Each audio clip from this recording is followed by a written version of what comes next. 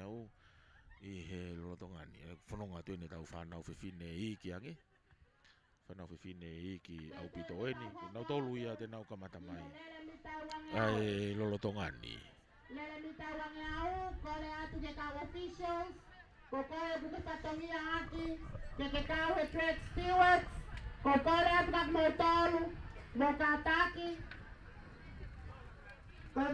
ai aku whai ai popolahi mai whamalo ia Eki nau tolu koe ni e kau sponsor o e whamafola whangaton koe ni ki he kau whafofonga wharearea ki he wharearea tonga ai wawau taha ono mai wahanga whiri wawau taha ono kako ona po toke ta Viliami waske latu pe whoki ki he wahanga whiri Ika I ngatai koe potunga au e ki whangatau aki mo e whalakalaka I ekonomika e whanua nau kau he tokoni mai me potunga au e ia e purianga pe he whoki ki he wahenga whiri wawau taha nima ia ko ona po sa miu kuita vai pulu pe mo e wahenga whiri kake he kamatani o e lere ai mita wangi au lere mita wangi au ai tamai whiwhine I ki au pito taki mai nia e wahakolo asima wahakolo ele ni whikaua ki tua taki mai ia e wahakolo uaki mui mai ai a waheloto pe mo wahakolo ua ai koe wahakolo uaki whikaua ki mai whikaua mai wahakolo ua pe whikatolu mai a waheloto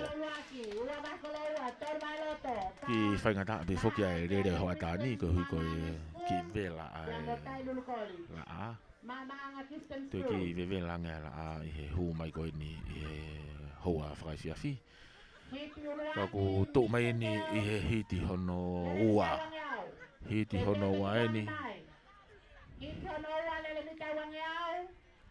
Whailonga mai ai Starter Whailonga mai ai Starter Teke mau maria tō ngā tōlko I te pire O e te pi Nau nau Ke whaia ngā au e ke te nau tolu koe hula ki ua pia moe tolu Pia moe whaapi whoki Kake mau mari mai a ngō tawhaki loua Pāe whana Tuange mai ka urere ia koe ni aku langa mai he Vai hifo I he le ni tau pot kiloto mo tai lulu Asi magi naua he le ni tau pot kiloto I he afe mai he mita te au hongo fulu Au magi mita te au na wak mani hangatot mai ki he te pi na whalaka mai ni taki mai a wahaloto Ai ako Makaiat ko wahaloto ni mu au pita reini tau potu tahai ki tua Reini tau potu tahai ki tua Whikaua mai tai lulu Whikatolu maa vai hake Pea Whiau au himai ki ai pia mo wahe hihifo Au mai ki he te pi Ai ako tolu mai wahe hihifo E kulaki Vai loto, lawa matai lulu patoki fatolo mai ai. Ka koe ngahi lele mari au pitoringi. Ai koe tuai pe pa ia whanamano tuange mai ai lele. Ko tau sia whakasio maria mata tolu ki he tepi. I he hiti hono tolu o e whanau whiwhinei ki au pito. La hi ke ua ai Mitchell Girls 200 meters. Tau te watu ke hiti hono tolu. Reini tapot ki tua kaya wahe kolo uluaki Kawat kaya e korisi sanere Tolu ata wahe hake pepe foki Ki he Wahe ifo Ka koe Korisi marifi siluk tapu ene reini tapot ki loto Aku mage mita te au ni manoa Ko Mahino asi mai a wahe kolo uluaki he reini tapotu ia ki tua Aku mage mita te au Hanga mai ni ke te pi Ko wahe kolo uluaki na kune taki imai Kau mai kia e korisi ke lana Whai mai ai whe lovo vai mai I he loto Turi mai whe lana tai mini Au mai ke mita e whanoa Mita tolu noa na mata tatau ma Au mai ke te pi Ko mau mai korisi ke lana Whikau a wahe kolo Pehe whoki toki au mai mo e Whafofonga me korisi mai li whihi siuri tapu Whika tolu mai ia Pe toki whika wha mai Wahe hahake Kaike ka ngahi lere nou ko ini o ko ikai lau foki ki ngahi tu unga pe e ulaki ua mo tolu. Ula ki ua mo tolu, ka ko pau ki to o ia me taimi le rei taha. To o ia me taimi le rei taha. Ke whakahau ko whatokanga mai ai stata. Fuka hina mai ai stata. Kei fuka kula pe ai tepi. Ko hiko tepi le. Nau tolu ko ni kunau whakako hoko ai ula ki ua tolu pe mo wha. Pea pehe foki ki he taimi. Whailonga hina ato. Oni o Mark, pa whana, tuange mai kaurere koe ni. Mahino e langa mai, malo hea pito asi mai, ai kori sike lana aia be reini tau potu ki loto. Reini tau potu ki loto, ma wahe au pito mai au me ke mita te au hongofulu. Nga tonu mai ni ke he te pi he mita te au, ma wahe au pito mai. Ai whafonga ia pe me he anga ke lana. Whikaua mai, ai kori si... Mata tau mai ni, ai kaure ka ni, koe kaure ka ni unau toko mai i he ua pia mo tolu, whika ua mai ai ako anga mama anga pia mo e vahe hihi fo, pia fo ki e vahe kolo whika ua, mo e vahe hake, ai ako kai fo ki lau ai ula ki ua tolu mo e whahange na ula veki ai, koe taimi le rei taha, koe taimi le rei taha ko whahako ki ai whafua ki he tau final. Tau hanga teu atu ai ki he tau final, koe kau taimi le rei taha te nau whahoko ai final i he ngahi event. Tau te whito en ki he ngahi lele nou pehe ni, me he whange au ane nai, laka mai ai ki he mitai ni e wange au, te pehe foki ki he tolo, koe ngahi taimi wawe taha ko i au whai ki ai tala noa, ki he teu ia o e finalo.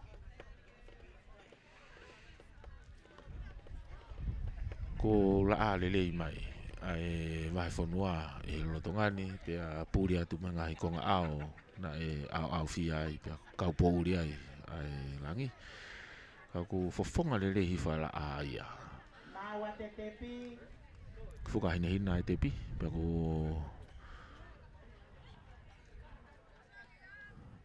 tuange mai a kaurere a koe ni mahino asi fatai lulu hele ni fika tolu ki loto no tulimui mai ai vai kolo ulak falaka mai vai kolo ulak e mita te au ni manoa to ai mita te au anoa ko e fafofonga ne me mai le fisuri tapu kune taki mai vahe mai hele ni tau potu taha ki tua ka tulimui mai tai lulu no tua au make mita valu noa mari a puta dele ko ni asi mai vai loto me hele ni loto kau ke taki mai pe ai mai le fisuri tapu fika o mata lulu au make mita wa no na mata tatau mai mutai lulu Ulaki mai a mai le fihi, ua tai lulu toki tolu mai ai vahe kolo. Toki whika wha mai ai vahe loto ka taki, whika tolu mai vahe loto, pia whika wha mai vahe kolo uluaki. Taki iau mai ai pe, pia mai whafofonga mi he vahe hahake. Mari apito ai ngahi whiauhini. Unu mai koia ke ngahi lele mari e. Pea e toe mari angi foki. Unau tolu koia ngu tau kei he mamata sipoti. Unau turi mui mai pe ke ngahi iveni mari e peheni. Aia koe mita e uange au eni lo tonga whahoko. I he lo tonga ka tau whanau i ki. Fefine i ki. Paa whana tuku mai kaurere koe ni. Langa mai, asi mai ai whaufonga me wawau high school i loto. I he reini whika tolu ki loto. Mawhi mai ni ki he mita te au anoa ko e whetau ta amari e mai. Wawau high school mo wahe kolo ulaki. Wawahe mai ako malunga wawau ia. Au maki mita walu noa. Au maki mita e ono noa. Mita ni manu au kei ulaki pe ako malunga wawau. Whika ua matai lulu. Whika tolu mai wahe kolo uluaki. Toki whika wha mai a wahe hifo.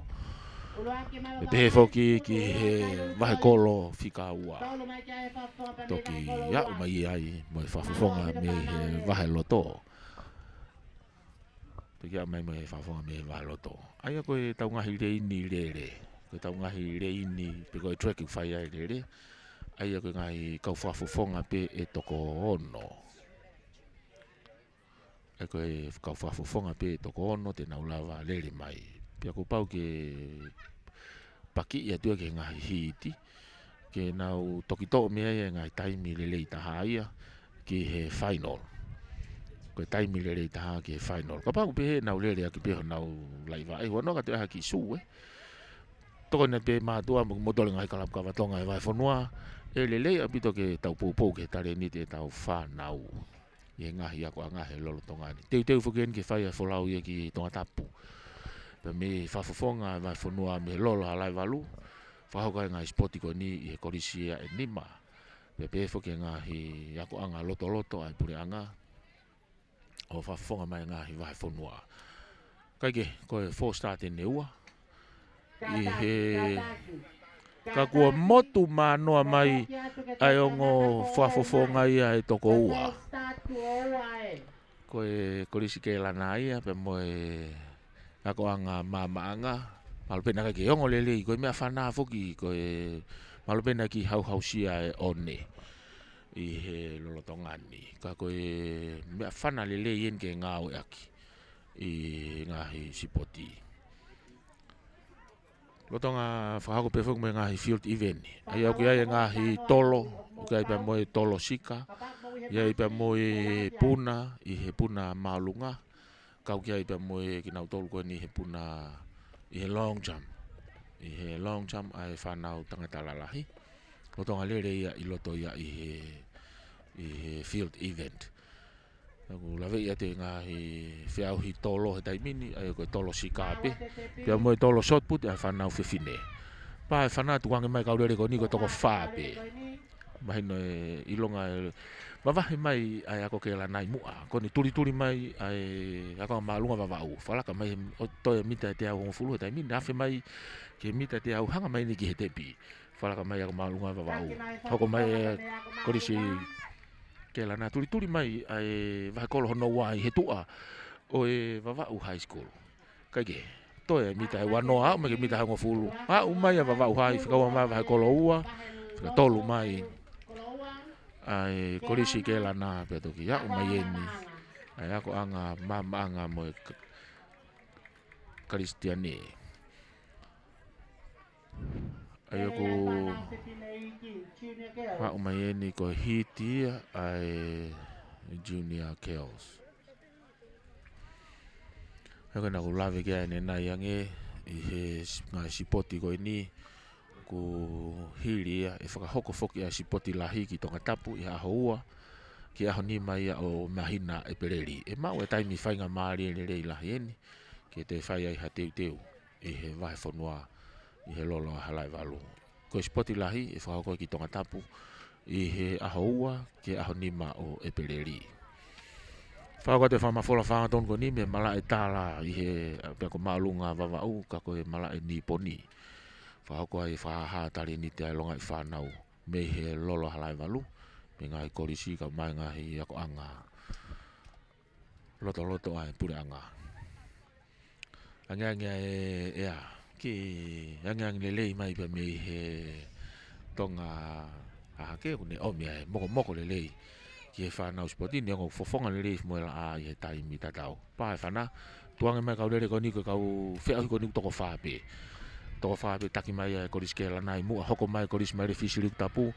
mui mai hona tua ko anga mama anga pe mei mui ko e vahe ha ke ia na wafe mai ni he mita te au ngofulu asi mai he te au mita te au afe mai ke te pik taki mai koris ke la na ua mai refisi lik tapu falaka mai ko anga mama anga ia mai refisi lik tapu to ai ki tahine ia na fika tolu mai refisi lik tapu wa mai ni ke te pi mai ai koris ke la na ua ai ako anga mama anga kako e ki tahini ko ena e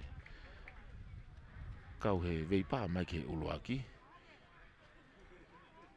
ko e taimi ko foko ku si whainga tai e tau kau rere he tureki wofi apito e kolo skula ke tokoni ko hea ko whainga ta apito ko ea mo e mawhana e nengo ko haweri leipe ko nau whalawi ka ene nai ange kau ku ko e au mai ke to e mita ni manoa pe au mai ki he tepi si to ai whafofonga ia ko ni me he korisi mai fi si rik tapu kaike una te be tau hiti i he track event ko mita e uange au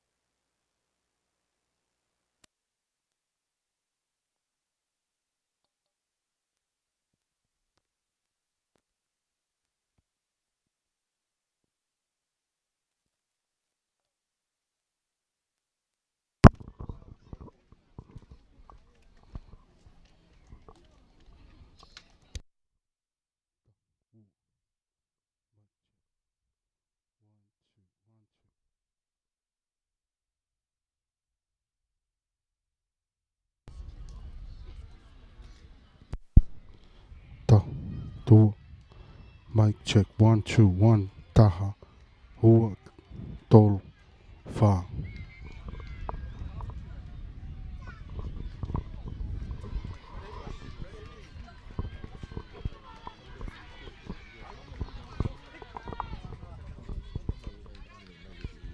Kongani fika wa mata ilulu na ioa mai pe ki he tepi ko laki mai mai le fihi ua mai ko riskela na toki fika tolu mai ai ko risi tai lulu wa mai pe mai ko anga mama anga ki he tepi hoka toka fa ma fola fa ton ko ni me he malai ni poni mi he ko anga malunga va au pe me va au me he lolo halai valu fa malo la foki ke ongo fa fonga farearea lolo tonga ya toke ta ona po ura mi was ke la tu ya ona po sami ku ta vai pulu ka ko fa fonga ki va utahanima mo va utahano ko vai foka fi ala ko ya ko candidate fikaua ki he te o filisi o mahinani hawa valu ia sione fatau hala tanu kau mai i hono sponsor ke lau takiat ke ngahi vahe motu. Ke au takiat ke ngahi vahe motu o wawa uni. Pepe foki ke ngahi otu motu. Pia motong alahi foki. Pai whana tuange mai kaurere ko ni he mita uange au. Whalaka mai ai tahini me ako anga mama anga. I he reini kiloto. Whikaua mai ako risi ako anga malunga wawau. Toki whikatolu matai lulu na wafi mai he mita te au. Kei taki mai bea tahini ia pa me he whafunga ko ia me he ako anga mama anga. Taki mai bea ko anga mama kau ki holo bene le au maki mitani manoa tori mai ai korisi sanere ka ku kai pete ha felave na mai ke tepi ulaki mai mama anga ua kelana tolu mai ai ako malunga baba u petoki mahanga mai me korisi tai lulu petoki ya mai ai pe mo fa fofonga me mai le fihi siuri ku tapu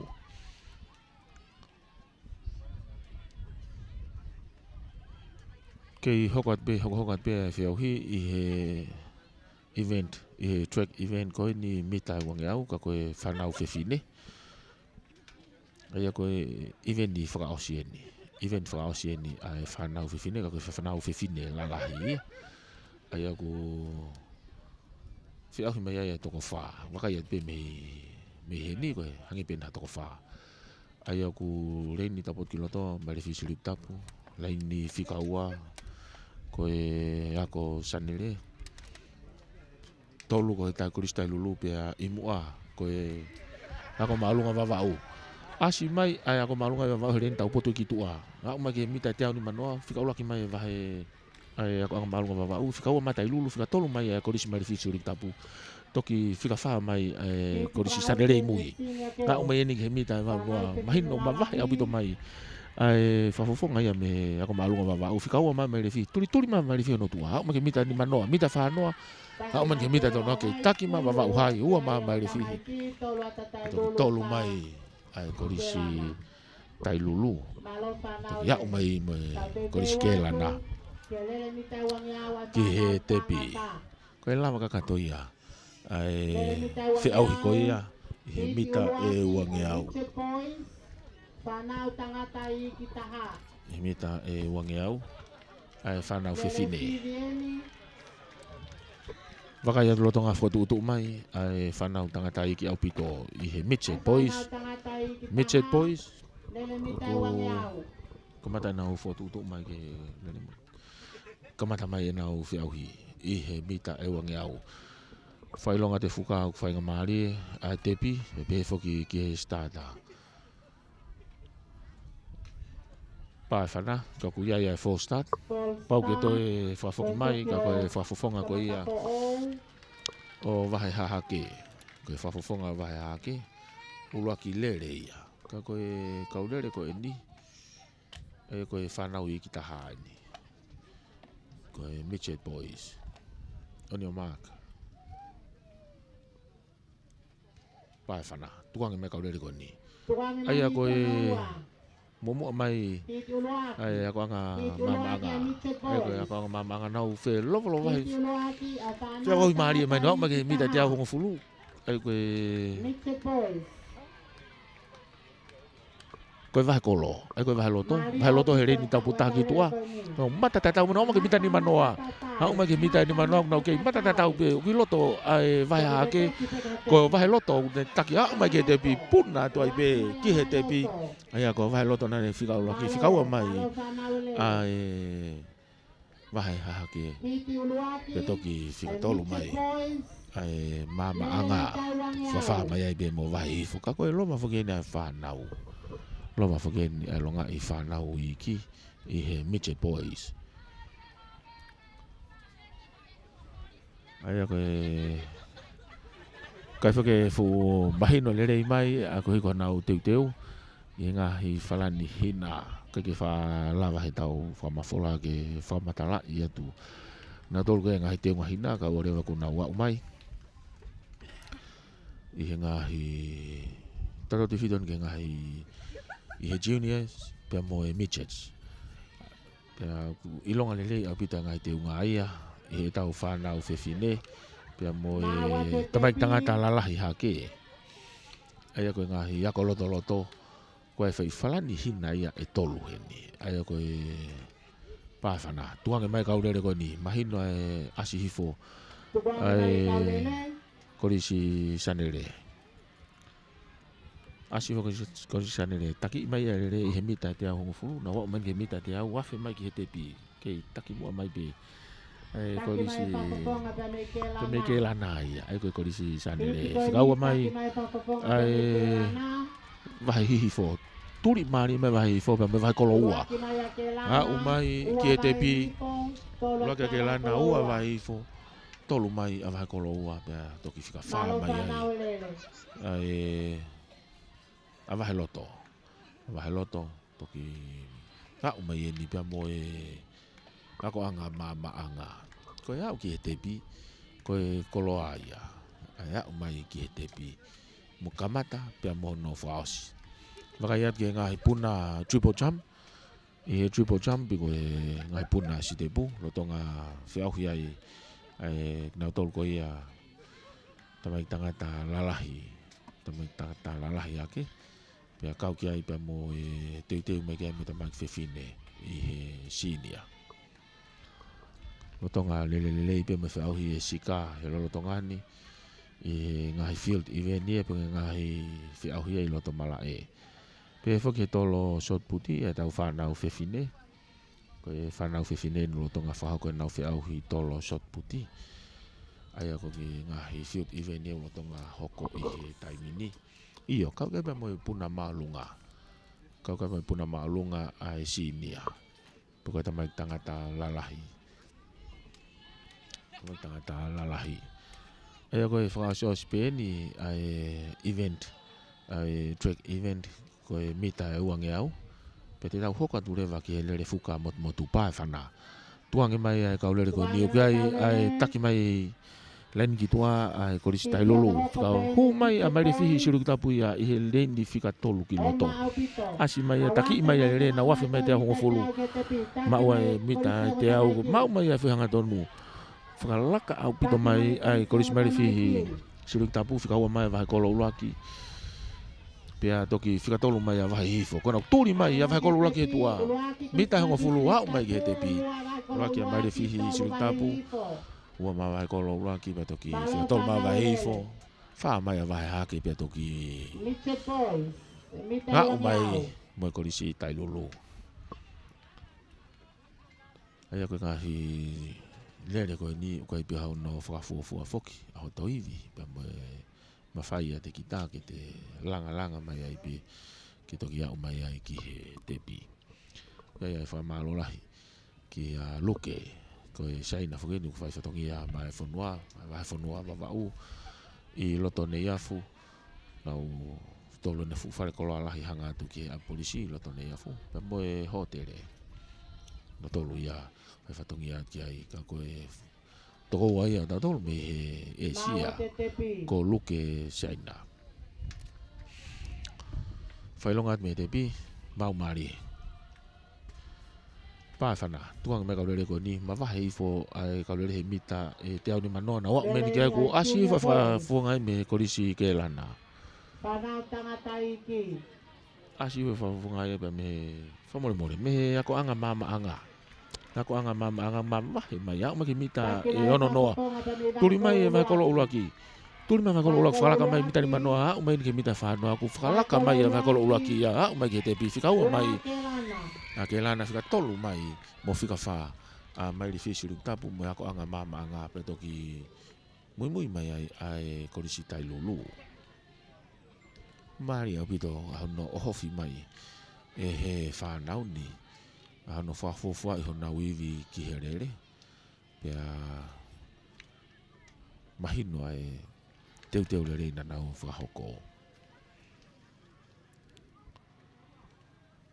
e fa malo lai fo ki hongo fa fo fa le alo tonga pe ki he fa fo nga moi kantiteti ki he fa fo nga fa le mi va o tafa ai ko tafa ni tanima tahano va o tafa ko sione e fata o halatanu kantiteti fika o ke filisi ko ni a ho valu o e mahinani fa malo atu kia ona po sa mi kuita vai pulo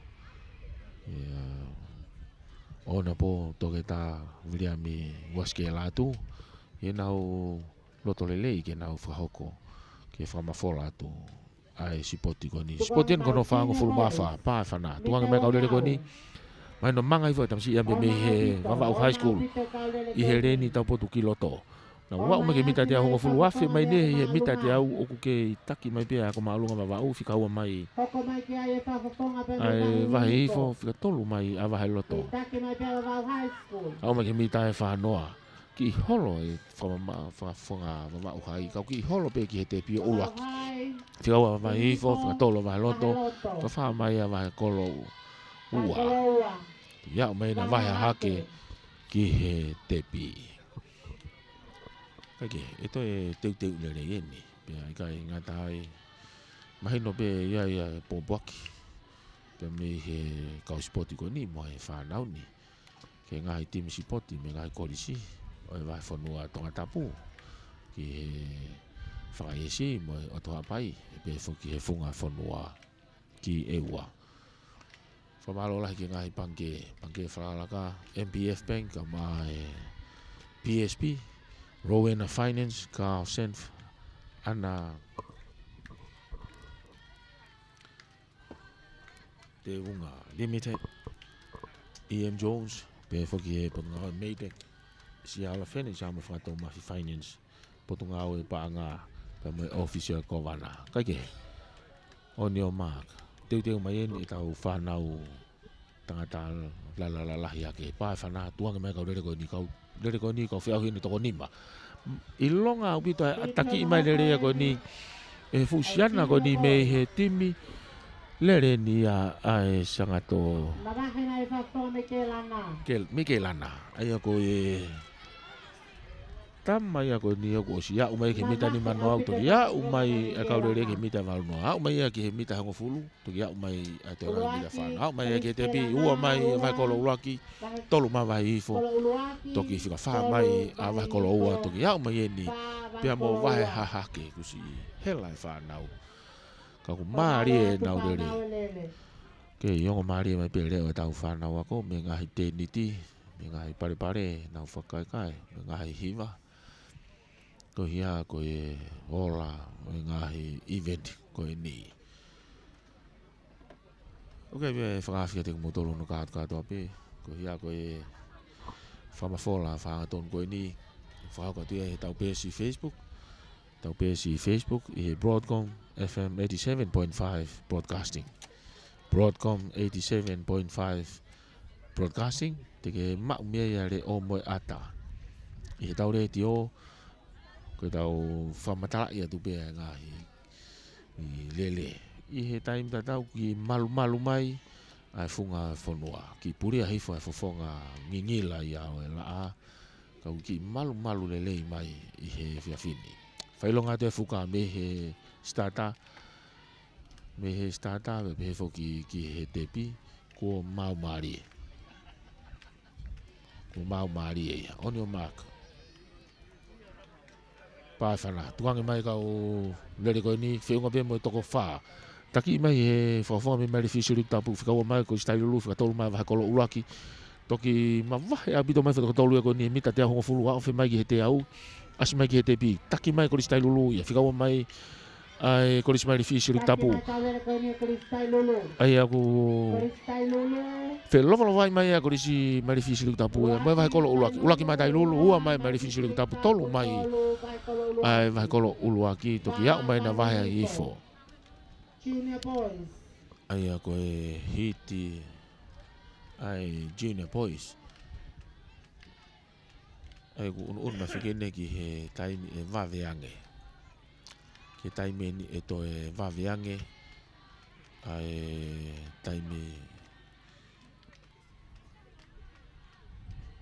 taimi ko ia o e fiauhi ai ako e tuku mai koe me he starter o hau mai ki he tepi ai au whanofo pe he sekoni e tahiwa ki he wata koe anga pe nia whakamana manatu koe ki ngai taimina ki whai ai a sipoti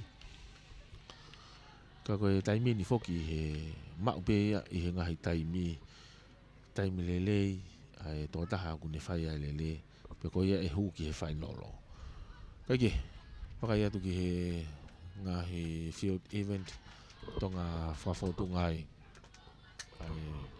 tō taha koe ni koe ne tolo he sika mahino foki ai ai fuka ma wahe au pita tia ki mua i he kau tolo koe ni koe ki lawe i atu ai mahino koe fuka ta potu koe toki ma mao ange koe tō taha ia ku ne o tonga laka ne ma mao koe ia e ne tolo kage whailonga mai tau fuka i me he tepi popo mai e stata pai whana langa mai kaulere koe ni koe kaulere koe ni toko whape reni loto ki ai ako anga maalunga wawau i longa au pito ma wahe mai e fusiana lele ia koe ni me hea kau maalunga wawau wafe mai he mita te ahongo fulu asi mai he mita te au kua te taki mai ia lere au mai ke mita walu no au toki au mai nea kau whikaua mai mai le fisi tapu pe mo e kori sikelana pe toki mui mai ai turi mai a mare fisi rik tapu o fika ua toki fika tolu mai a ke lana ulaki ma vavau hai ua ma mare fisi rik tapu toki fika tolu atu a ke lana mo ia mai a korisi tai lulu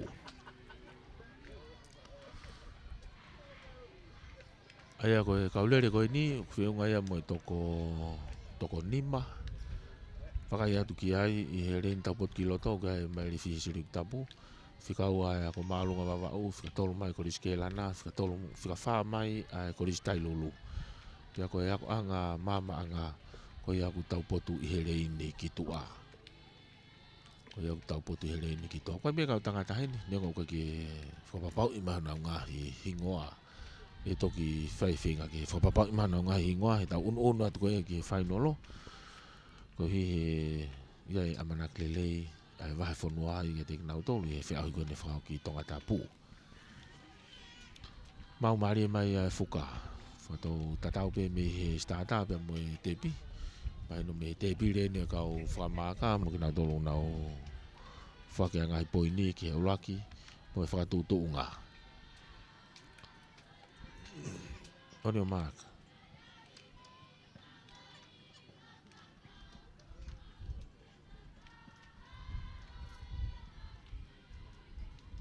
Iyo. Pai whana. Tuangi mai kau rere koe ni. Mainu. Ki whalaka mai tamane rei a tai lulu pia mo e ako maalunga wawa au ka koe korisi mai fisi rik tapu ena i ren tau pot ki loto. Afe mai ki nau tolu. I he toe mina te aku. Taki mai korisi mai fisi rik tapu whikaua mai tai lulu whika tolu mai a ako maalunga wawa au pepe whi korisi ke lana nau. Whea au hi mai ki he ua pia mo tolu pepe whi ki he wha. Ulaki mai mai fisi rik tapu.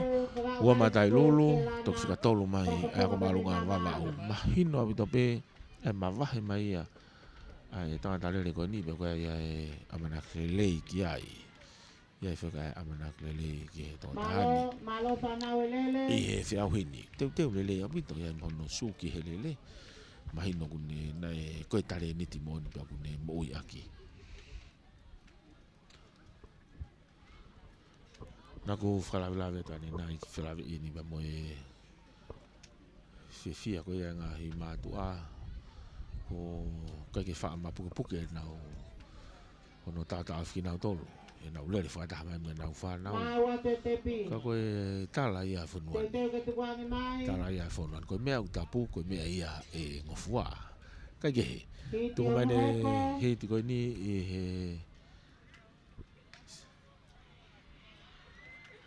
pāwhana tuanga mea kaurere koe ni mita wange au mahino e lere asifo e vave asifo e korisi manifisiru tapu ia pia moe korisi tailulu i he rei ni whikaua ki loto afe mai he mita te au taki mai korisi manifisiru tapu whikaua mai ai korisi tailulu mahino ku na loma whalaka mai tailulu ia toe mita e whanoa toe mita tau noa na matatatau mau ke toe mita hango fulu whalaka tailulu au mai e beki e te pi ua manifisiru tapu pia toki whika tolu mai ai ako maalunga vavau toki whakawha mai ai ako anga ke lana kai ke he koe ikuna pia moe malohi o toki vete kia mei he whakaosinga o whiauhi ka koe tepi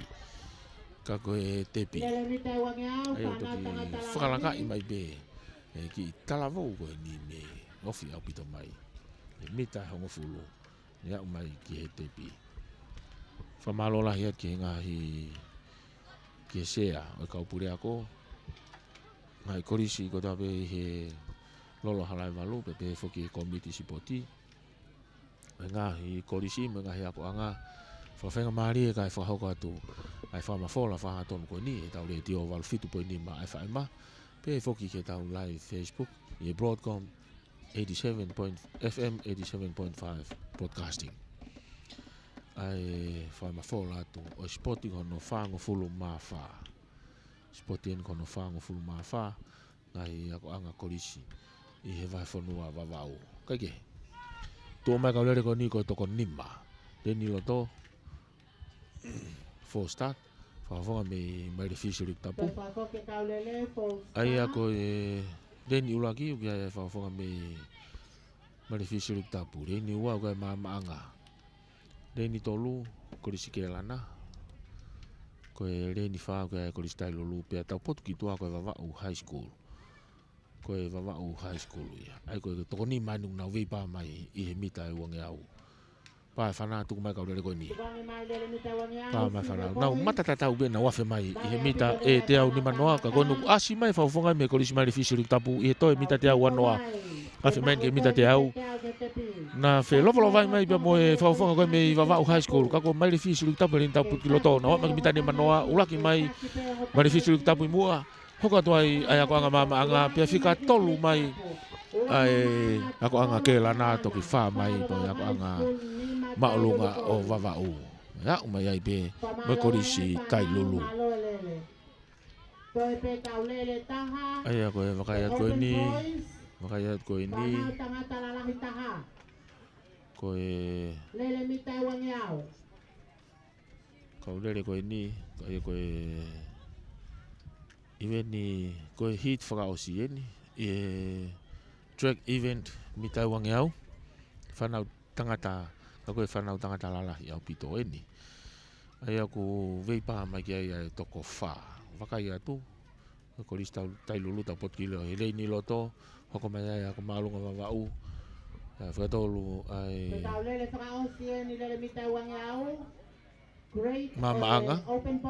Mama anga Kristiane me be foki ki korisi mai fihi siuri ku tapu i he rei ni tau potu ia ki tua okay, whailong atu ai tepi mau mari e kau tepi kau whewhine kau tangatang na tōng naonga toanga e ngai poini me hoko loto tatau kia i pia moi stata oni o maaka kau whiahi koni ko toko whaapi leni ki toa kia ia mairi fishery tapu leni whikaua ki toa kia ia korisi yako anga mamanga pa whana tuanga mea lele koni mai asi mai ako maalunga wawau i loto leni whikaua ki loto nau tuku mai noa mai mita te au hongo fulu afe mai koia ki he te piu nau mata tatau mai be nau mama tatau mai be koe mairi fishery tapu i mua hoko mai ai a mairi fi ai ako maalunga wawau Kono fala ka matai lulu, wa ma ke mita ngo fulu fala kai tai lulu ya, wa ma peke te pi, ula ka tai lulu. Ua mai le fi siru tapu. Toki tolu mai ake lana pia mo vava uhai. Mari au bito ai fi au hini. Ka koe lere whakaosi ia. Lere whakaosi ia. Ia mai koe ia ki te pi. Koe lawa kakato ia. Track event hono wha.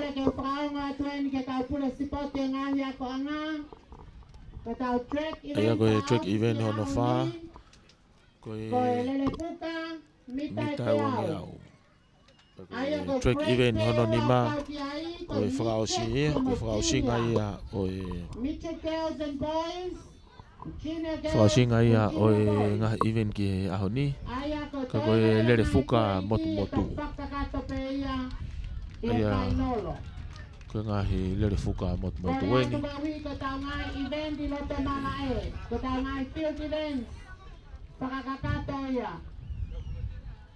Ia koe ngahi timi lere fuka eni.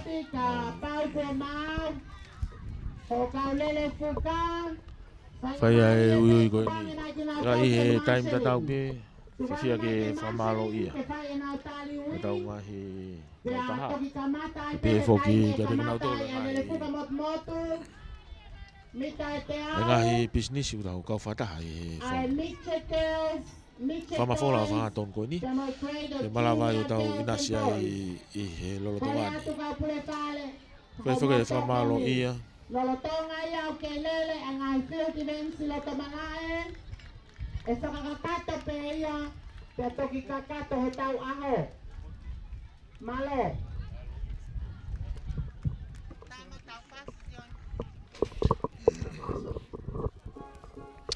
Aia i he lolotonga ni whoki tau kau whataha i he tau whamawhola whangatonu me i he lolo halai walu. Ka koe spot yeni kono whango fulu maa wha. Spot yeni kono whango fulu maa wha i he lolotonga ni. Kai ke he.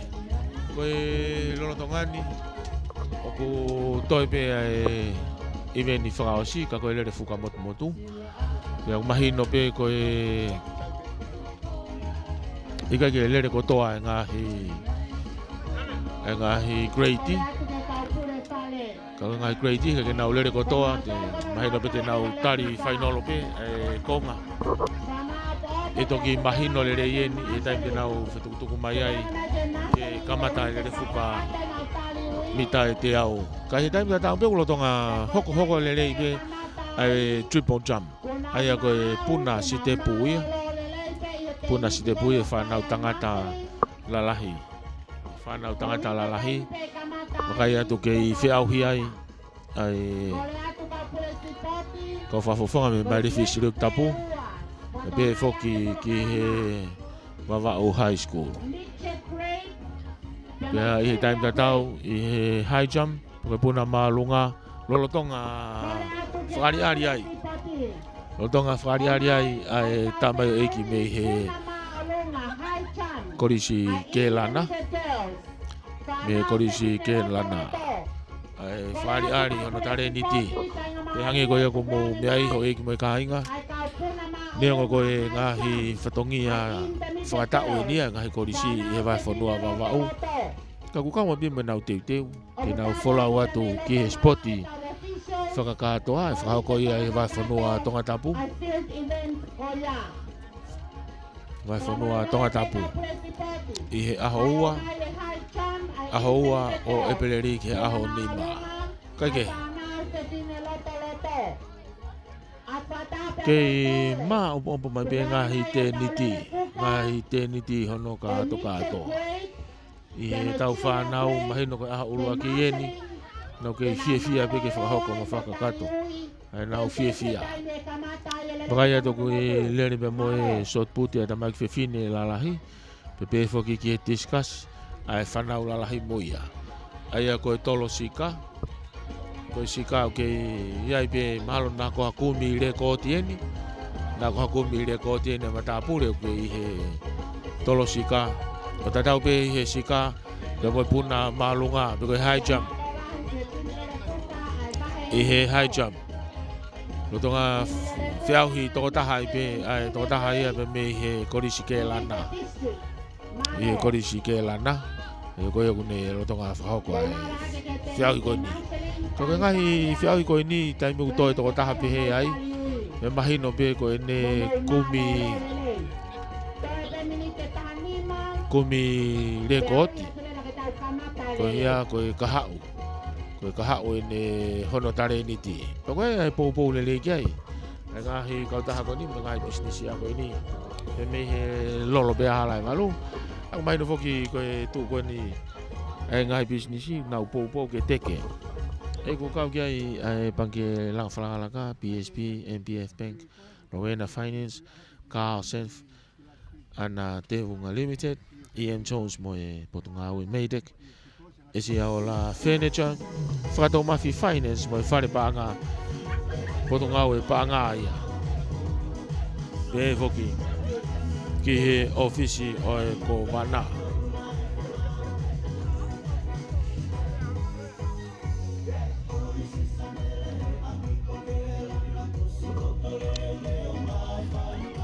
Mai no be ko e fa mafola fa ton ko ni fa ia e palpane mai he uhila.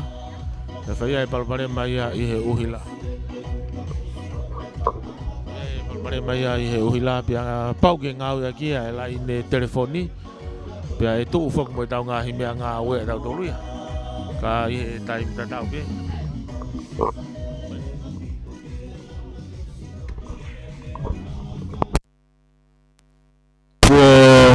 Tone mite wani ma pe hawa tonu ai tolu e fiafi ia pe manakia te tau whakalawalawa pe ngahi even ko ni i o kimu ape ia i he tolu pe ko ha osisi pe ngai momeniti me he tolu ai o kia ngahi polo kalama o e fea spoti ko ni me he ko risi pe me vai fonua vavau pe fe ke malo ia ai o falahi pe mo e fie pou pe ko e fafofonga farearea to tapu taha ono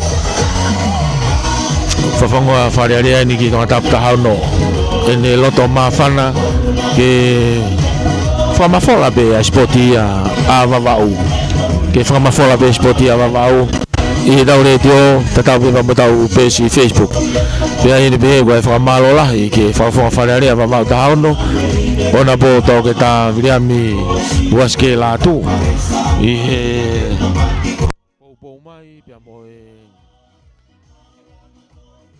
loto lelei ke framafola a sport ya vau ke vakai mai ke na tol ko ta pe i he ngai apino fa ngai ya pina i he tau retio pe pe foki ke tau ngahi family o tongani pia kawa tu ki ai pia mo e o to muri no ka to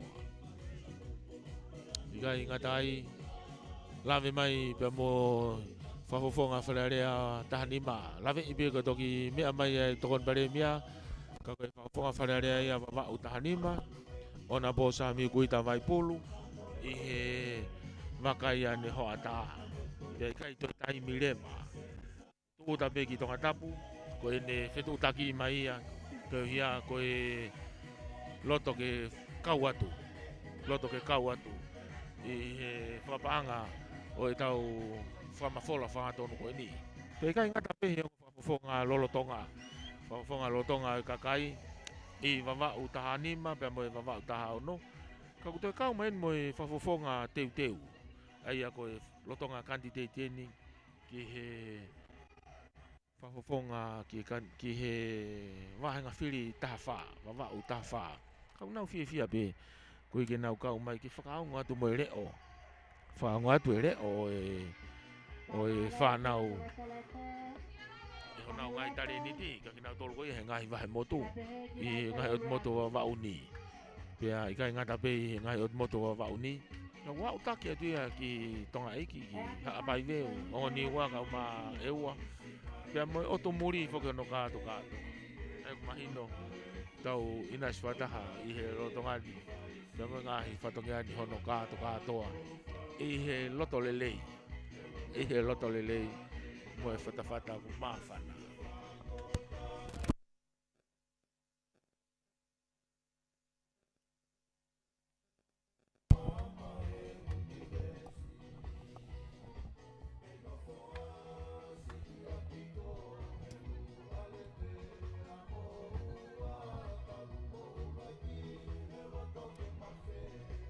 I lolotonga ni foki, lolotonga whai e mape I holo, nau tolu koia I ngahi turiki. Ai koe turiki wha oi malae, te nau taki mita te au.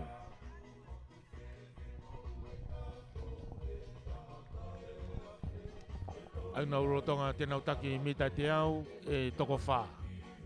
Ai koe pāpāsi mai oi fuka, pe ai iloa koe lere fuka. Koe tahine ngahi lere maari au pito. Koe ulua ki pe, tonu e kamata. Tonu e kamata, I he stata. Hono ua, koe vawe hono lere aki I mai. Koe vee vawe, koe tama vee vawe, kene lere aki e whai mita te au. Pea hono tolu, tonu e taimi whetongi. Tonu e taimi whetongi e fuka. Pea hei kai toi motu. Aia koe oma koe ulotonga osi ngā maari e tau whika ulo aki. E ki tahataha atu e whika ua. Ke me iofi atu I he peseti e hiva nima. I e fo ioma ko ia ke ni whetongi kia ia fuka. Pea hoko pehe atu ai pe. Ai koe timi te nau mau e fo I ngahi eria koe ne tolu koe ni. Te nau ikuna e nau tolu e lere fuka. Ai koe tonu e kamata o I kai full start. Kai kamata to tonu. Pe kai ngatai kono lere aki I ko ia. I he vawe au pito. I he vawe taha. Ai I he vawe taha no lere aki I atu. Pe kono tolu. Koe tonu no whetongi. I kai ke te taimi mai a whika ua. Ia ke whika ua aki. Pe koe whika tolu ke whika ua. Hoko lele I pe. Hoko lele I pe. Hange pe ia hatafe hawai tafe. Kai ke he. Whatawange pe oku ongo lele ia tu. Ongo lele ia te tau whamafola me tau walfitu po ni mai whae mai he radio. Pe whake tau pe si Facebook. Pe whake tau pe si Facebook. Kau ku lolotonga ai ko lava te whi auhi ko I high jump ai whanau tangata lalahi. Ai whanau tangata lalahi. Unu mai e ni ki he high jump ai tau whanau whiwhine I he junior. I he junior girls. Nau tolu e ni una lolotonga whahoko. Ai whanganga ia ko ena. Pakaiat ki he puna stepu kei triple jump ia. Kei hoko lele ia tupe. Ai ngahi whiauhi. Tau whawhiawhia ko toi arhifa fukonga ao ko ini. Ko hia ko tau longa I whanau. Pia whakawhiat ke te kumotolu mātua tau whanau. Kumotolu ko ia I ngahi kolo. Tau poupou ke tau whanau he malae o spoti. Ke tau wala malawai. Ke whahoko ngahi whatongi ai ni hono ka atoa. Mahino peko ki nau tolu ko ia I he kalapu mohe taha. Nau si kei pongi nau tolu I he lolotonga ni foki Kaku wofia tu ni. Whakawhiawhia tu ni ki whakasinga o e ngahi eveni ko ia I he aho ni. Aia ko lere fuka motu ka ko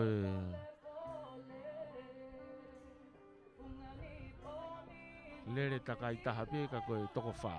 Lere muta, lere fuka motu ia. E whakahoko atu ia I he pia ka lava pe ia ko ene rewa ia ai ngahi eveni o e aho ni.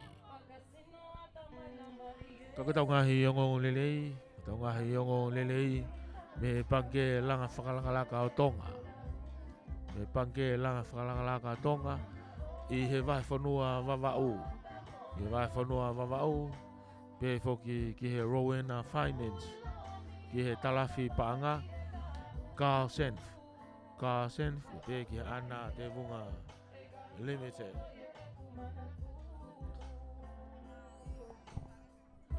Kau kia I pia moe wharekoloa E.M. Jones. Koe esiao la furniture. Whakatau mafi finance. Kau kia moe wharepaanga pe ki he official ko wana. Ia whak moe potu ngā ue Meidek.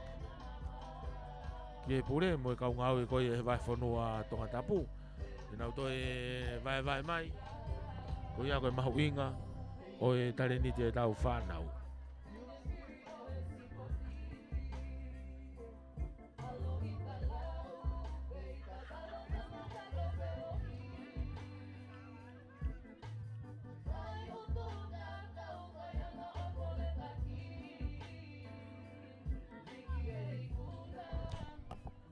Io, kei lere ni ai high jump ai whanau whiwhine iki.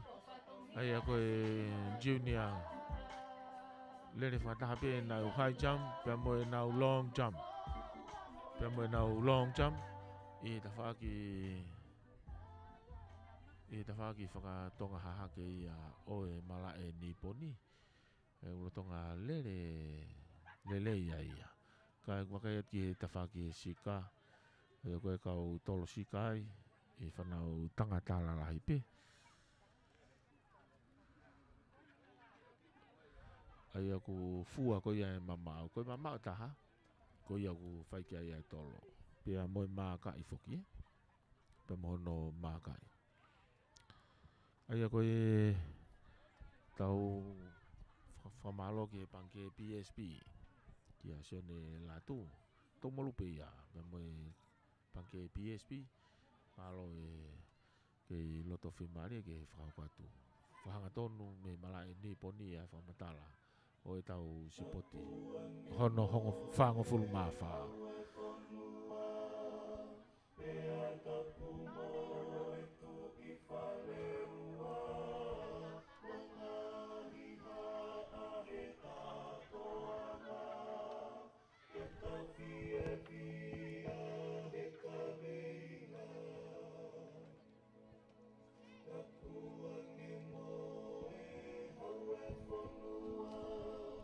Ai lotonga ni lotonga teu pe ai team sporti. E ngai team sporti pa mo commit sporti foki ke nau whahoko ai iwe ni whaosia o e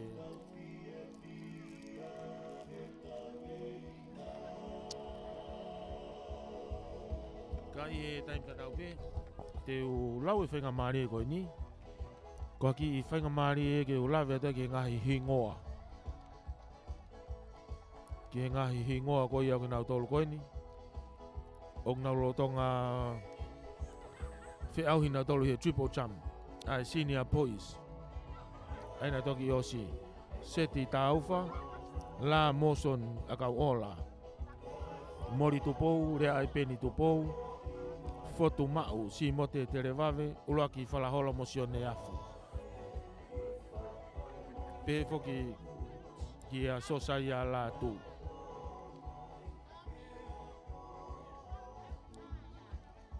Koe tau ai koe whiahi koe i he long jump.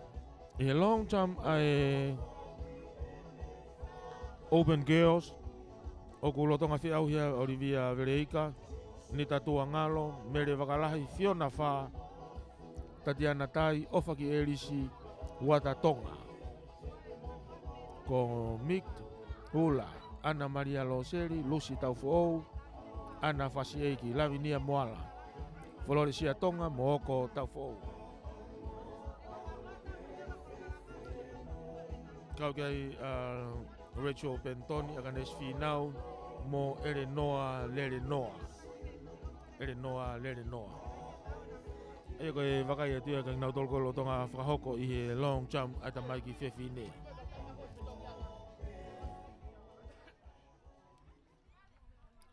I he high jump intermediate girls.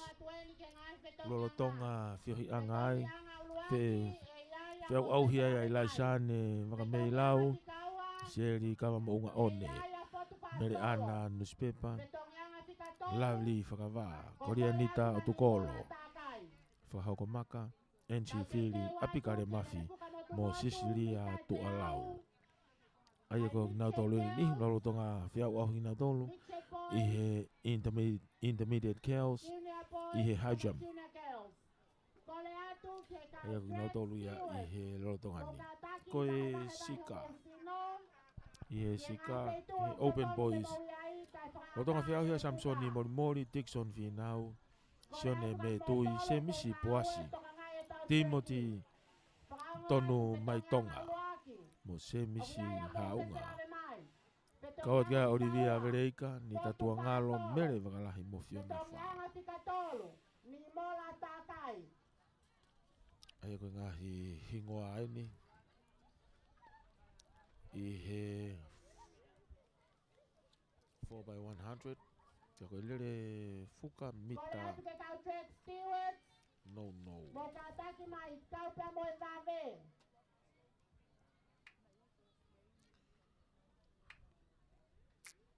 Mau inga au pito ko hui. Koe lele fuka e ni pia tok sai nolo.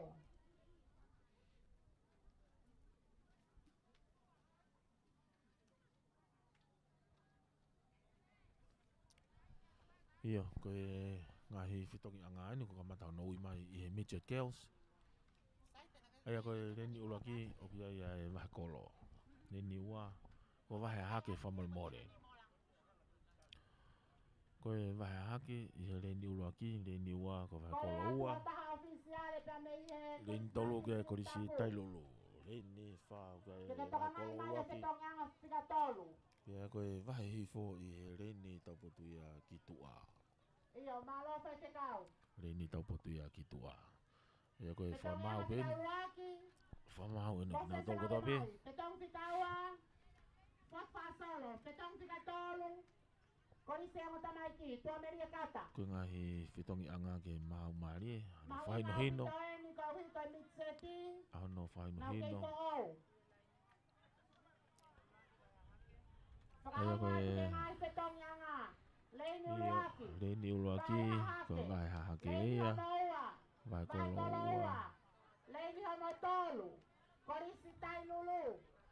Leini hono wha, vai kolo uluaki. Leini hono nima, vai hihifo. Te toi whakaongo atu kia ngang petong yanga. Leini uluaki, vai hahake. Leini hono ua, vai kolo ua. Leini hono tolu. Korisi tai lulu. Leini hono wha, vai kolo uluaki.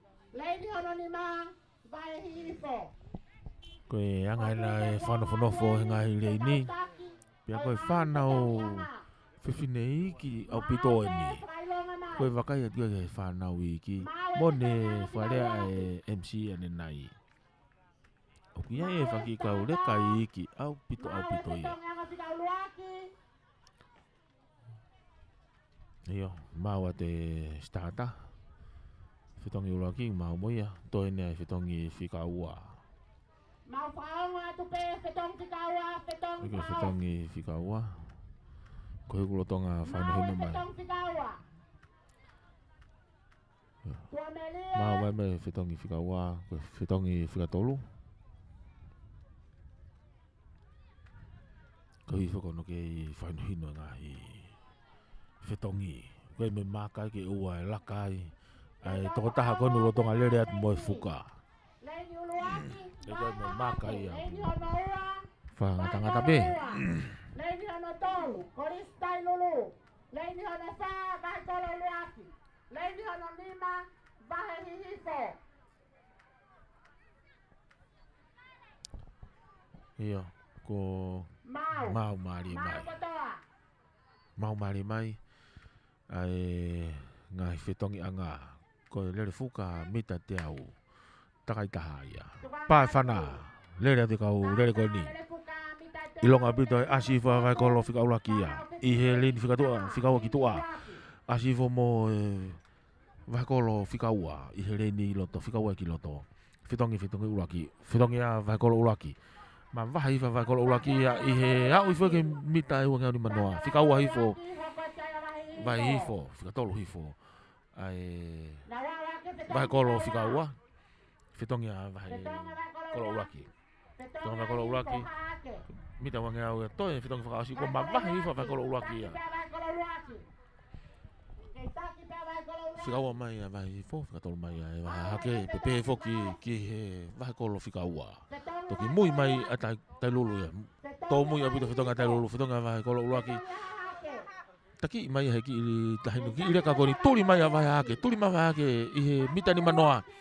Hau mai a vai kolo ulaki ke mita e tolu noa. Hau mai ke mita hango fulu. Hau mai a peke he tepi. Whika ulaki mai a vai kolo ulaki. Whikaua mai vai hake. Tolo vai hifo. Whika wha tai lulu peto. Whika nema mai a vai kolo ua. Mari a pito ai whitongi. Hako na ulawe ke ane nai. Ko e whitongi tongi mai ko ia ai timi a vai kolo uluaki. Mari e au pito. Mari a pito nau whetongtongi mai. Ai ko nau Lene fie mari e nau fuka. Kai ke nau te taimi, pe kai ke tō ha fuka. Ai ko e Mitchell Girls, hit whakao si e ni e tau Mitchell Girls. Leini uluaki. Ai ako Leini uluaki, vahaloto. Leini honoua. Kolistela na, leini honotolu. Kolistela ngotamaiki. Leini honofa. Ako anga mama anga. ai ko e ngai ako nga bene fa.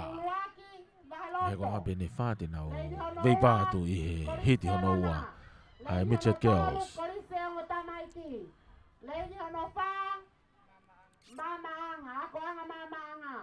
Ia, ko e anga ne whana whana whoia i lolo tonga ni.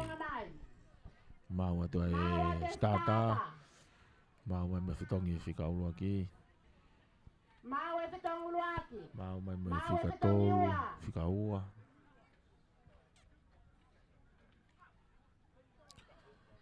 Ai ko e reni tapot ki loto, ko vahe loto ia. Reni ulua ki, vahe loto, reni whika ua. Ko e kuriske lana. Whika tolu, mari whisirik tapu. Ko e whika wha, ko ako anga mama anga. Pae whana, lere mai kaurere koe ni. Tuanga mai kaurere. Mai no hu mai e kuriske lana, reni whika ua ki loto. Asiwa kuriske lana. Na fe lo hai mai pa moe. Whalaka tue mari whisirik tapu. Whalaka tue i he reni tapot ki toa mama anga. Whitongi. Whitongi e kuriske lana. Au mai ke mita wangi ani manoa. Ke lana turi fo. Ava haloto i tua. Pia moe kuriske mari whisirik tapu. Pe foki ki he ako anga mama anga i mui au pitoia. Whitongi a ke lana. Whitongi atu ava haloto. Whitongi atu moe kuriske mari whisirik tapu. Whitongi atu. Pia moe ako anga mama anga. Mari au pitoina hifo mai koni he mita wangi au. Au mai ke mita e te au ni manoa. Ke taki mai pia ke lana. Whika ua mai vahe loto. Whitongi a ke lana. Whitongi a vahe loto. Whitongi mai pa moe mama anga. Pia moe mai rifihi. Turi maria mai. Whalaka mai. Wau mai ke mita ni manoa ke taki pia ke lana. Turi maria mai a tahine mehe vahe loto. Wau mai ke mita hongo fulu. Wau mai peke te pi ko taki a ke lana. Ulua ke a ke lana ua vahe loto. Tolu mai a mai rifihi surik tapu. Patoki whika wha mai. Ai ako anga mama anga. Ai koe ako anga mama anga. Koe korisi lawenga mari e ia i tonga tapu. Ai koe korisi lawenga mari e ia i tonga tapu. Lelefuka. Junior Girls. Lelefuka motu a Junior Girls. Ai koe lere koe ni. Lere ni ai Junior Girls. Eko Vavau High School, Vahi Hifo, Tailulu College. Vai kolo ua. Eko ngahi ako anga ne wha. Ngahi ako anga ne wha unau veipa. I he lere fuka motu motu. Ka koe eveni whakaasuke ni ai ahoni. Ko ngari ko mau mari mai ngahi whitongi anga. Au la vigani nai whaingo fua pito ai sipoti ia. Pe mono whao hoko sipoti i he vai whanua vavau. Pae whana. Kamata mai kaulari ko ni ko toko wha. Mahine tuturi atu ai ako malunga vavau i mui. I he len ki loto. Asi whatai lulu he len whikaua ki tua.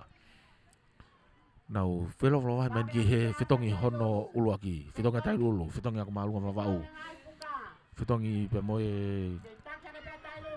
vai kolo ua. Asi mai ke mita wanga ni manoa whalaka hake. Ai ako malunga vavau ia i he korisi tai lulu. Ai au whitonga te taimini i he whitonga whika tolu.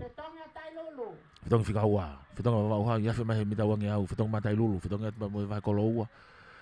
Whitonga te ipe. Wasa mai he mita te au hongo fulu. Whitongi mai ako malunga humu ai whitongi a vavau hai. Pau te tu hako pia turi mai. Whalaka mai korisi tai lulu he taimini. Au mai ke mita ni manoa. tuli mari mai pe na ni va vai ko ke te ha fela ve ko fala ka mai ko ri stai lo ia mi ta ngo fulu au mai pe ke te pi ua va high school tuli mai ai pe va ko lo ua pe ke vai hi fo vai hi fo ai tolu moi fa e pango ia ko e haina ku lavi ga ni nai ko e le fuka o ku ai pe mo e to ai au ka ko to ni ai fuka ka ko to ni ai to tana e re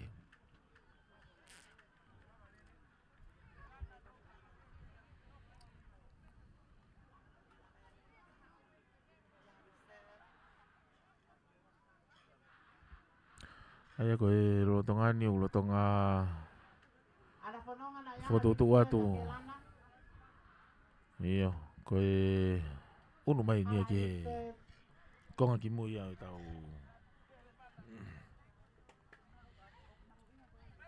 fe au hi o e ahoni ai ku ia pe fa fofonga heni ka ku ia fa tamaki ko ki ai ko no vai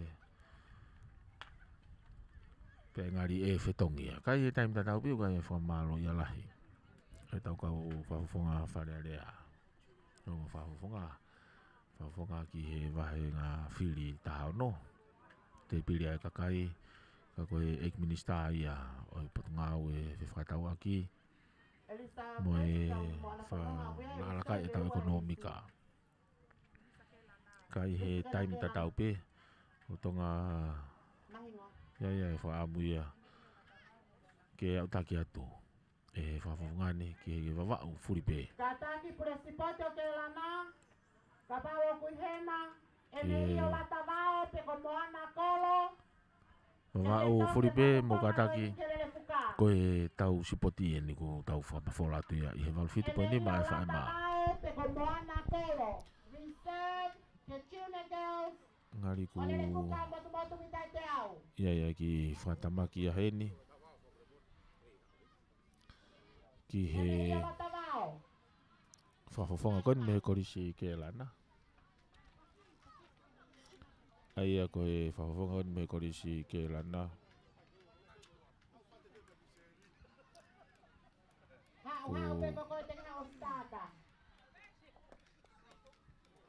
iyo e lo tonga ni ka fa malo la ke tau ka o business i he vai fonua va upe i he vai fonua va upe o na tolo no na matua ia nga hi business i va o ai ko ia isi a ola furniture fa to ma finance i he EM Jones ana te bunga limited car send Rowena finance pepe fo ke nga hi panke katoa pa fana kamatarere feo hi mai e ngahi ako anga to fa na mata tau be na kamata mai ko ni tuli hak asio fa mari fisuri tapuia tuli fo ya ke mata tau hi fo pe mo va kolo ulaki fetonga mari fisuri tapu fetonga pe mo va kolo ulaki fetonga tu pe mo va heloto ia ke lana na to moi au pitoia aku tuli fa da hine me temi a ke lana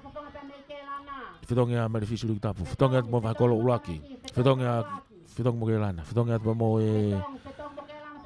bahaloto na unu mani mita tiau ni manoa fala kama vai kolo ulaki ya e maleficio tapu ka turi mari mai ma kelana i he reni loto fitong kelana ya na wa mani afi mai mita tiau taki mai kelana fikawa mai vai kolo na mata tatau mai turi mai mita ne turi mari a puton ko fai tai ne me he korisi kelana au mai mita wanoa mita ngo fulu fala kaya i he vai kolo ulaki pea toki fika tolu mai ai korisi maleficio riku tapu. Toki au mai ai pe mo vahe loto. Kai ke voki. Koe ngahi lele ene marie pea ikai ngatai. Na ia i fuk pe mo e fetongi ia. E timi kone a ke lana. Kako nau finga mai pe o nau uluaki. Aia koe ongo iveni koe ni. I ko iveni ko ini i he re fuka mita te au ka ko e Mitchet pe pe mo junior ang mahino mai ni ko Mitchet pe mo junior e kuna kau koe ni i he ahone e hiti ki nau tolu. Pea koe toi ngā rewa o ngā hi timi e te nau toki whainolo pe ki nau tolu ia. E mei koe i veni whakamui mui ta haa ia o si poti ia ngā mahini. Koe lere fuka motu. Ka koe lere fuka ia koe ni mita te au. Ai ai vawe au bito pe ai ngā hi i veni a koe ne utoe. Ai koe hiri pe ni hiti koe ni. I he midget boys. Ai au kui he ini uluaki ai whafofonga koe ni. Ko tiko vahi foia. Pia vahi hahake. Hoko mai ai reini whikatolua tai lulu. Reini whiawha ki ai vahi loto pia vahi kolo whikau arewa. I he reini taupotu ia ki tua. Ai koe inau tolu ko ni unau whiau ki o ni. Koe whiau au hi maari e whukeni. Ai whanau iki au pito.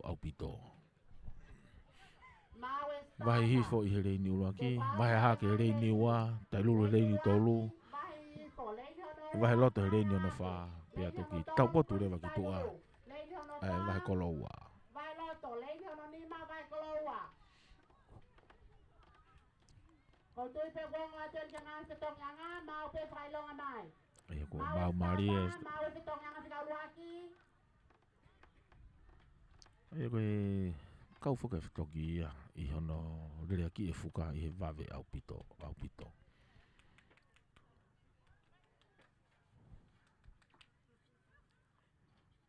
Ai koe hit uruaki eni. Ai whanau tangata i ki au pito. I he tau rere whuka motu. Ka koe mita te au. Mau. Ono mak.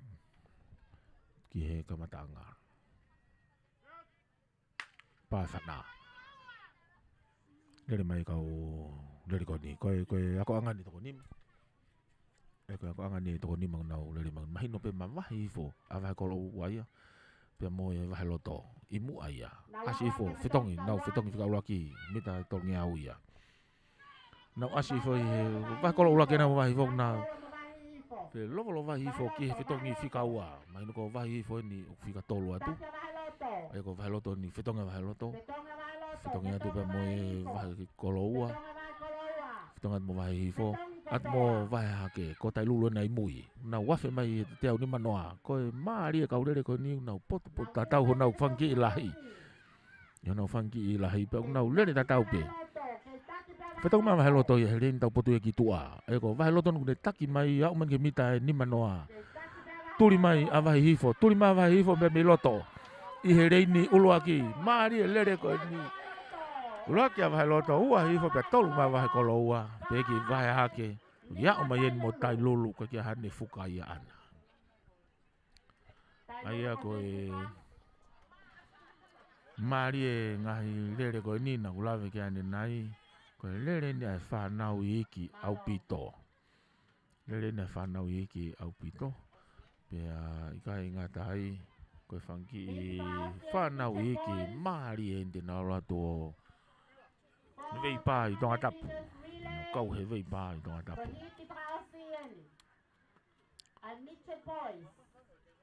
Iyo hiti ono ua. Reini ula ki o kia ke lana. Reini ono ua meri fisiruk tapu. Reini ono tolu koe vai kolo ula ki. Reini ono wha koe ako anga mama anga. Reini ono tolu vai kolo ula ki. Leini ono wha mama anga Christian School. Tos kaungo atu ke ngai setong anga. Ngai leini. Leini uluaki. Koriste lana. Leini ono ua. Koriste ngo tamaiki. Leini ono tolu. Vai kolo uluaki. Leini ono wha. Ako anga mama anga. Kuanga nai whanofonofo. Kuanga nai whanofonofo. O ngahi ako anga. Makaya ki longa i whanau. Tama koe ni mei he. Korisi ke la nā mau hono te uano ki sū lele. Pia koe e amanaki ki ai. Mau maari e ngahi whitongi anga. Ono mau. Pāe whana. Langa atu ai whawhonga me ke lana. Mei he reini uruaki.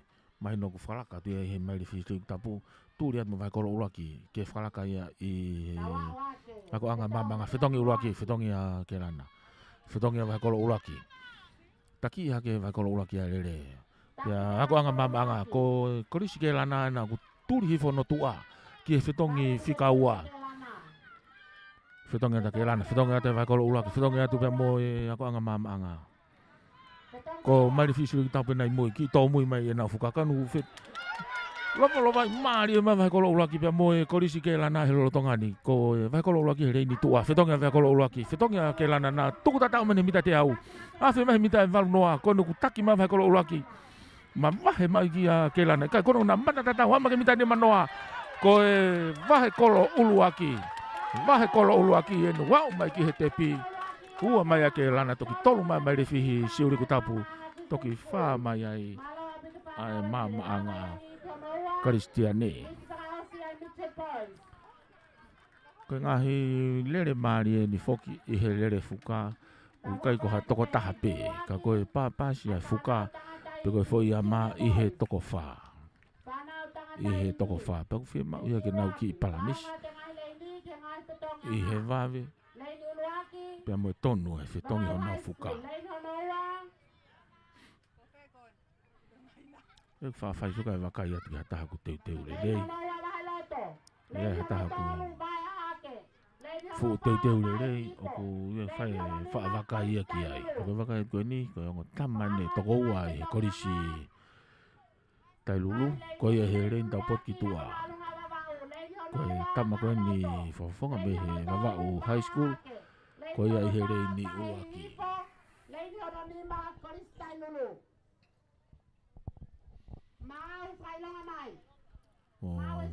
Tatari me ke mau mai anga I whetongi anga I whetongi laki ua pe mo e tolu Ere ni ulaki uka e whawhonga me ako maalunga wawau Ere ni ua uka e ako anga mamanga Pepe whoki ki he wahe kolo ere ni tolu Pae whana Toko mai ka urere ko ni ko e toko ni mai ni Mangai foi tamai whawhonga me he ako anga maalunga wawau Tūri atu whalaka hiongo Reni ua mo reni tolu, whetongi a wawau Ako anga maalunga wawau Whetongi mo tai lulu, whetongi atu pe moe Ako maalunga Korisi tai lulu, pe whoki wahi hifo, pe moe wahi hakena Ma wahi au pita whawhonga ia me wawau hai, whetongi a wawau hai Whetongi atu tai lulu, whetongi atu pe moe korisi hifo Whetongi atu me ako anga mama anga, pe whoki ki he wahi hahake Ko au mai wawau hai, whetonga wawau hai, whetonga mai mo tai lulu.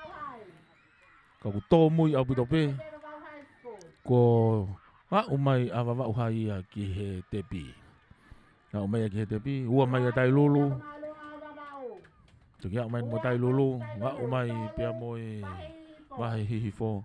Ka wha mai a wahi loto. Pou mai ki ai mo wahi hahake. Ai ako e... Hiti uraki a Gina Pois I he tau lere fuka motu I he tau lere fuka motu Ai I he field event o ku toi pe ai discussi I he field event lotonga whai ai whi auhi ai he lotonga ni a Gina Pois Pe kai ngatai Kai ai Makai at ke toanga ngahi field event ko si mau mari mai ngahi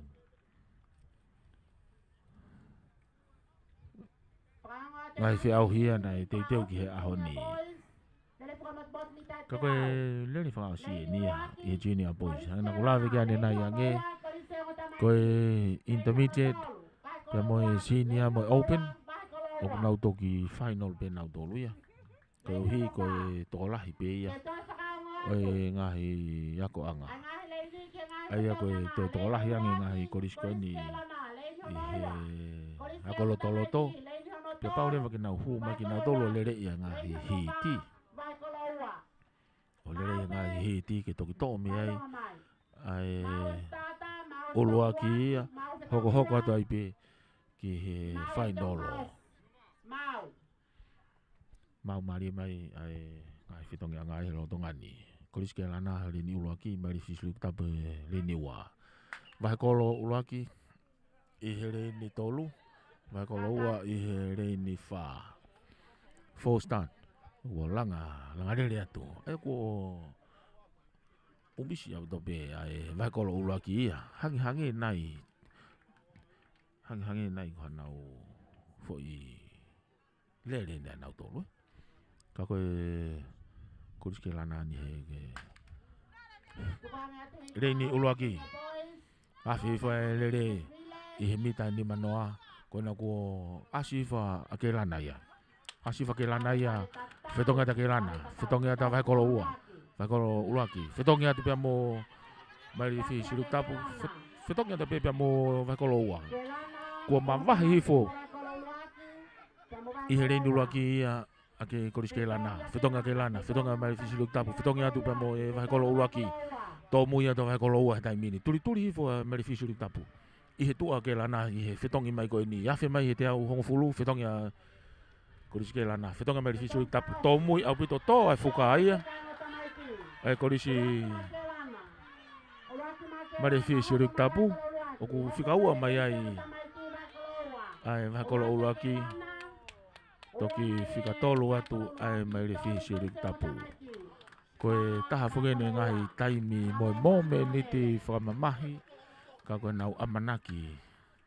Na e iai ka kua ikai. I he tō ai whuka.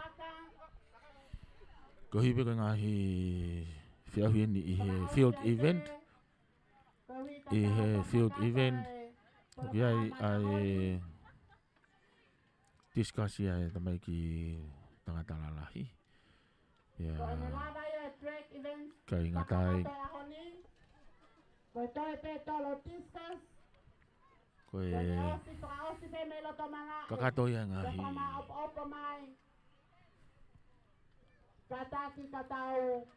e ngahi iwe ni aho ni pia I kai ngatai tau kau whakatahape I he lorotongani ai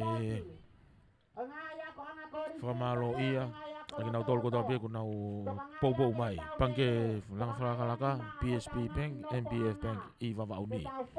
Rowena Finance, Carl Senf, Ana Te Vunga Limited, EM Jones, Maytech, Esiaola Furniture, Whakatau Mafi Finance, Peki he whalepanga, Moi Ofisi o e ko wana. Whamalo lai wheke sea o kaupuri ako. Moi ngahi ako anga, I o mea whainga maari e koe ni. Ke whamafola whahangatonu o e tau pu sipoti. Koe whamalola ke ongo whafofonga wharearea mai wahenga tahanima mo e tahaono. Whafonga wharearea lolotongani. Ke mei he wahenga tahanima ko ona po sami kuita vai polu. Ke pe whoke wahenga tahaono o ona po toke ta wiriami waske la tu. E pou mai pe ke sponsor ai whamafola whakaton koni. Wai whamalola ki he potunga ue. He whakatawa ki mo langa whakalaka wha-ekonomika o whanua. I he nau kau mai I he poupou. O e whatongi ani. O kia I mo whamalola hi whoki ki a luke. Luke siaina. I he o au whamafola whakaton koni me mala e niponi. Ke pe whoki ki he ongo whafofonga ki te pire kau nopere ki nopere tui a whitu me pek whoki a nopere tui la kepa amanaki ki kau mai e poupou I he lolotongani kake koe unu mai e nia e polokalama mai au ki he whakaosinga no ngā ue o whewhini aia e whakaosia ki a e lotu whakaosia ki a e au lotu whawhitai I he kuna ngā ue anga e uraki aho koe a pongpongi te tau te hoko atu I he tau mala e niponi mo spoti whakakorisi e vai whanua wawau I he hawhitotonu a hiva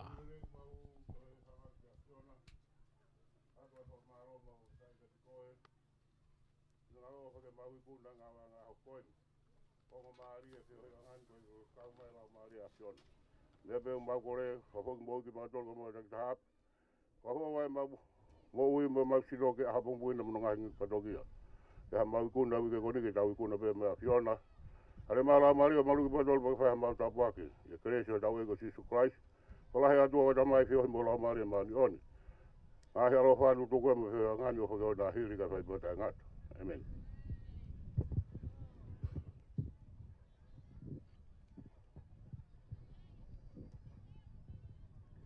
Famalo ke tangata ik fai fekau. Lava lo tutu ko ahoni te to fa manato atu tau bebe. Kia te vita Filipe. Ko ia kune tokanga i tau radio val fitu po ni ma fa ma e va fonua va va o. Famalo lai fo ke atu po urea. Ko ia i he faita. Ko au firi sonu fina nofo te tau foki he tau tolu ki he fale fa ma fola ni ki he Vikilani House i tonga tapu. Te tau te foki mai pe a pongpongi i fa fofua ki he hafe to tonu ia ai hiva. Patawang pe na ngolele